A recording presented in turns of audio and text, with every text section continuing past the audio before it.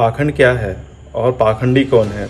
तो इसका वर्णन महेश्वर तंत्र में मिलता है, जहाँ पे पाखंड, इसमें पाक अर्थ होता है पालन, यानी कि वेद शास्त्र अनुसार धर्म का पालन, और खंड का अर्थ है खंडन।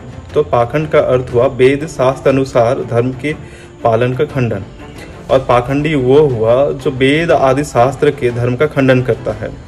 तो इन सब लोगों से सावधान रहे जो शास्त्रों को नहीं मानते हैं, उनके वचनों को खंडन करते हैं। जैसे कि जाति धर्म कुल धर्म शाश्वत, ये सब वचन मिलते हैं। या देवी सर्वभूतेषु जाति रूपेण संस्थिता, ये सब भी वचन मिलते हैं।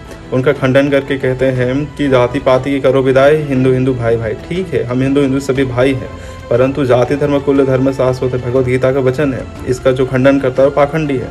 तो ऐसे लोगों से सावधान रहे। हमें जात पात में नहीं बंटना है जो भेदभाव की दृष्टि से, लेकिन जो शास्त्र के उचित हमें व्यवहारगत करना है उसका पालन करना ही चाहिए। नारायण।